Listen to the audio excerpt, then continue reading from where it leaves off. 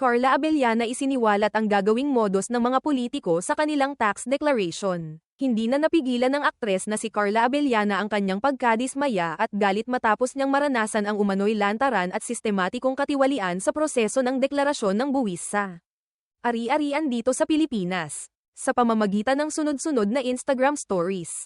Ibinahagi ni Carla ang ilang screenshots ng kanyang pakikipag-usap sa isang taong tumutulong sa kanya upang ayusin ang mga kinakailangang dokumento para sa kanyang real estate property. Sa mga kuhang iyon, makikita ang umano'y alok na diskarte na maaaring ibinibigay ng ilang kawani ng gobyerno kaugnay sa halaga ng kanyang babayarang buwis, ayon sa usapan. Inalok si Carla ng opsyon kung saan maaaring ibaba ang declared value ng kanyang pag-aari. Ibig sabihin, bababa rin ang kabuuang halaga ng buwis na kanyang kailangang bayaran. Kapalit nito, hinihingi umano ng mga kasangkot na opisyal ang 60% ng natipid niya mula sa discount bilang kanilang parte o cut. Isang bahagi ng mensaheng ipinost ni Carla ang nagsasaad. They gave an option to lower the price, meaning the value of your house, but they wanted to share 60% of the savings.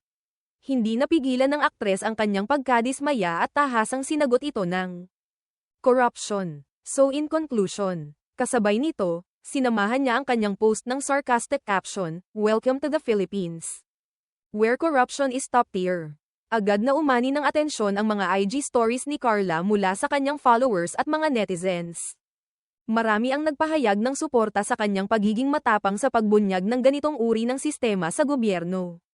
Ang iba ay nagkomento rin ng kani-kanilang karanasan, na nagsasabing tila karaniwan na umano ang ganitong gawain sa ilang lokal na tanggapan ng gobyerno. Bagamat hindi pinangalanan ni Carla ang partikular na tanggapan o sino mang opisyal. Malinaw sa kanyang mga pahayag na ito ay aktwal na karanasan at hindi lang basta opinyon.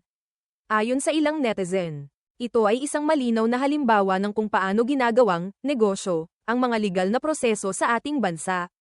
Maging ang ilang personalidad sa showbiz at civic groups ay nagpahayag ng suporta kay Carla, pinupuri ang kanyang katapangan at paninindigan. Ayon sa kanila, kailangan talagang may mga tulad ni Carla na gumagamit ng kanilang plataporma upang magsiwalat ng mga maling sistema sa lipunan. Sa kabila nito, nananatiling tikom ang bibig ng mga kinauukulang ahensya sa gobyerno. Wala pang opisyal na pahayag o investigasyon na inilalabas ukol sa isyong binanggit ni Carla. Subalit sa pagkalat ng kanyang post, marami ang umaasa na mabibigyang pansin ito at magkaroon ng kaukulang aksyon. Sa panahon ngayon kung kailan maraming Pilipino ang naghahangad ng tunay na pagbabago. Ang mga pahayag na tulad nito ay nagsisilbing paalala na ang katiwalian ay nananatiling malaking hadlang sa pag-unlad. Sa isang banda, ang tapang ni Carla Abellana ay maaaring magsilbing inspirasyon sa iba pang mamamayan na huwag matakot magsalita laban sa mga hindi makatarungang sistema, lalo na kung ito ay may kinalaman sa gobyerno at serbisyo publiko.